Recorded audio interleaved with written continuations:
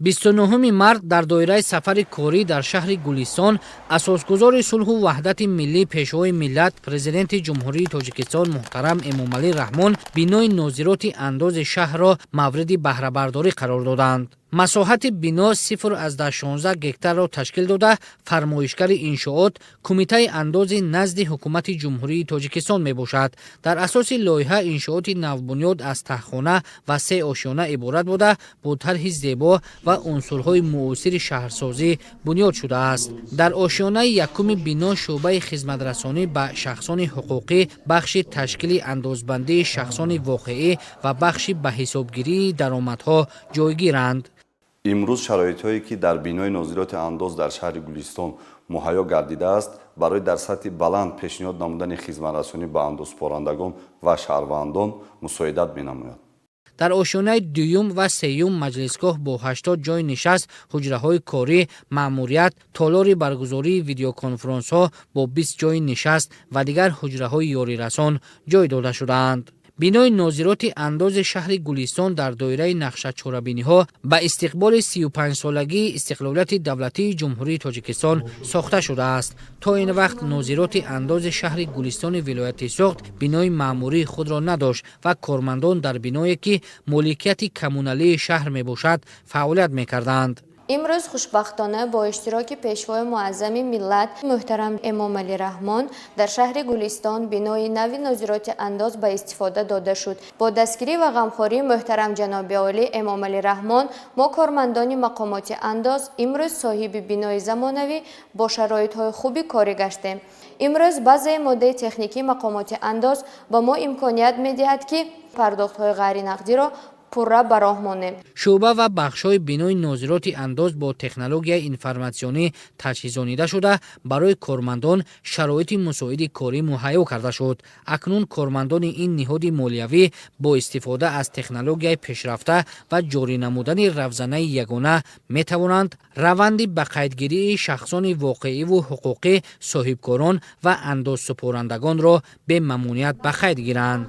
ба президенти мамлакат муҳтарам Эмомалӣ Раҳмон иттилоъ доданд ки дар бинои нозироти андози шаҳри Гулистон барои зиёда аз 30 нафар ҷойи кории мувофиқ фароҳам оварда шуд. насби дастгоҳу таҷҳизот ва барномаҳои муосири соҳавӣ имконият медиҳад ки шаффофияти фаъолияти нозироти андоз дар раванди ба қайдгирӣ ва пардохти андозҳо таъмин карда шуда, иҷрои чунин хизматрасониҳо бидуни таъсири омилҳои инсонӣ ва бо сарфаи вақт пешниҳоду гирифтани маълумот оид ба фаъолияти молиявию ӯҳдадориҳои андозсупорӣ анҷом дода мешавад. мо занону бонувони тоҷик аз он ифтихор дорем ки дар партави сиёсати хиратмандонаи шумо муҳтарам ҷаноби олӣ мақоми мо бонувон дар ҷомеа имрӯз хело баланд гаштааст.